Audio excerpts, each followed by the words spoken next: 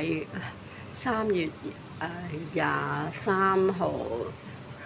早上9:54，呢個老殺我母嘅老州吉爾永保淫妖族，佢而家走嚟同我瞓覺，強姦我，日日鋥屎尿針，而家喺度起埋蒙古包，原來佢咧就係喺舊中國嗰啲死囚嚟嘅，一路捉住佢幫佢呢個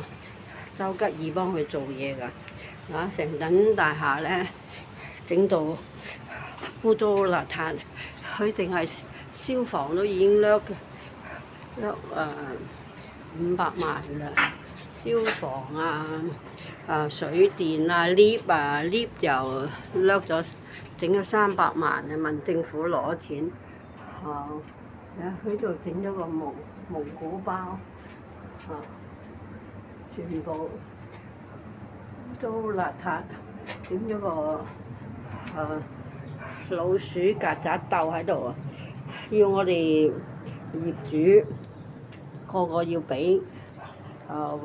集資幾個超過400萬㗎啦！我哋集資咗，每個人都已經俾咗400幾萬。佢一路係咁喺度整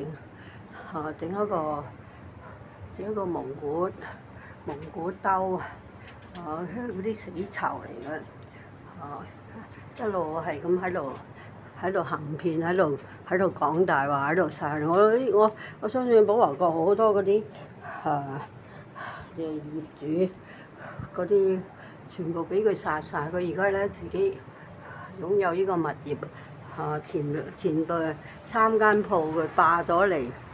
殺咗嚟佢自己做生意，就一路喺度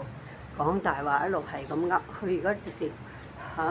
走埋嚟我屋嗰度咧，我8樓 D 啊嗰度咧嚟上我張床，夜晚同我打麻醉針強姦我，跟住着我啲底衫褲、面衫褲，件掛翻喺度咧就濕㗎，異常恐怖啊！各位街坊，將呢個周盧永保呢班殺手殺我媽嘅周吉爾家族，將佢捉拿處決。多謝各位幫忙。